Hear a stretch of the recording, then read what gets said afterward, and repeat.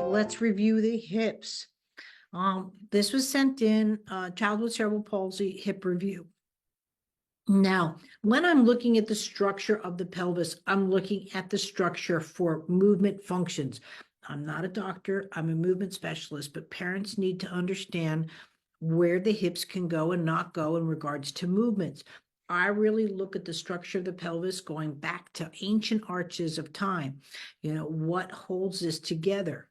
Not an anatomy lesson, but the setup of the pelvis is very specific. It doesn't matter where you're from. We all have the same hips, barring that we're male and female, right? What I'm looking at is the sacrum is the keystone, right? And the legs being here with the columns and going into what is needed to load this, span included, of a Roman arch, right? So again, you're looking at here, is the pelvis being loaded for movement, right? Or housed for movement. So when we're looking at your pelvis, right, what you were probably told about is a subluxation. What I want to review is, first of all, very similar to me, I have a very low sit bones, and you can see a torque within it here off to the right because you can't see the eyelet. So, and also too, you've not only coxavalga subluxation in both hips, but this one has femoral torsion. So to sit your child just flat on the ground is not going to work with this pelvis. On the ground, if you're going to, first of all, too long and lanky, and you're going to say it's a cerebral palsy, but it's just not, it's just structurally impossible. You'd have to raise the seat probably with a couple towels or something like that off so the legs have a place to go, because there isn't one. Again, going back to something like that, you see much more substantial sit bones. The other thing is that I'd love a conversation on. We're just getting a little wide here in the pubic symphysis as well. So again, torque being off and that ability to go that side to side. So let's evaluate them. Okay, you have the subluxation here, more apparent here to the left side. Right, you have coxavalga, meaning both femurs are growing straight. The angle that you should see is about 125-degree angle, right? And so this is where, if anyone's going to talk to you, they're going to suggest probably a dorsal rhizotomy, where they would literally cut here in the femur and bend in the angle. Do not let them go from coxavalga to coxavira. There's some doctors that think that this is better and the hips are going to go in because that's all they look at. You do that with those shallow sit bones and you're going to spin out that spine. I've got clients to say, okay, I'm not going to put a guarantee on it. I'm not a doctor and I'm not a witch either. You have a very high probability then of putting the spine into scoliosis, and we don't want that either to be rotted. The reason I'm saying here femoral torsion, look here at the knob, even again on a healthy pelvis, look at the knob. Right, so imagine, right, the knob here, your trochanter this is where it is, but notice on this one on the left, you're seeing the face of the knob. So that means it's torqued.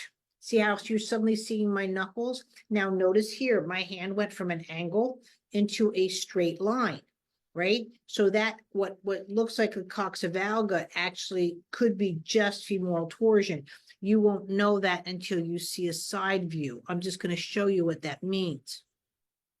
When you're looking at femoral torsion from a superior, meaning from the top, you can see that the leg is kind of straight here and the hips are going into the socket. This is what has happened to my legs. It's twisted. It's here, and the hip is not going in. It's one of the reasons why a lot of people like myself can't squat, is because of this. What you're also looking at here is, again, the hip dislocation. The subluxation is going here. It's not dislocated. Right now you're at subluxation, right? But you're subluxation with coxavalga, right? And that's where you're getting, again, the dimorphic features within the legs itself. And so that's what you're looking at as far as structure for movement. So what does that mean? You're looking at where there's difficulty again in sitting, transitioning to any of your poses because the hips aren't there to transition. Now, again, you might not be suggested for any type of surgery. I'm not suggesting surgery. right? I have femoral torsion, the last thing right now I want, because they're going to try and put in a straight leg and I'm built for a crooked leg. And so, but again, I don't have the complications of cerebral palsy, but this is also why you have the visual issues looking up and so forth. The other thing is that I mentioned that I want you to look at Iser-Sanderson syndrome. The contortions that are done, the reflux that's going on, you'll only know by a scope. Again, if there's eosinophilic esophagitis within the network that have created some of the burning sensations. This is not something to be done by a pediatrician. This is a gastroenterology and scoping to look for. Meanwhile, what I want you to do is start with my breathing course. I want you to start getting good hands, and I want you to start getting that chest open. When the chest is tight, right? I go to burp, my chest expands. When you go to burp and your chest is that tight, where does it want to go? It's like a volcano, and that's where you get that upper words. So even though you might say, oh, Michelle, there's not a breathing issue, I can tell you right now that chest cavity is really tight because of the contractures and everything that you're doing for the amount of discomfort she's in due to that upper issues with and or reflex, or like I said, I'd like to rule out Sanderson syndrome for that to make sure everything's good to go. You might want to also consult ear, nose, and throat to look to see if there's narrowing within the facial movements as well, or enlarged adenoids or something like that that's also causing that back head to be uncomfortable within it. And she also could be doing nasal refluxing, which is what my son has. So he had eosinophils, not only eosinophilic esophagitis, but all the way into the nasal passage. And they won't know that unless they actually go and scope and do a culture. I hope this helps. Thanks.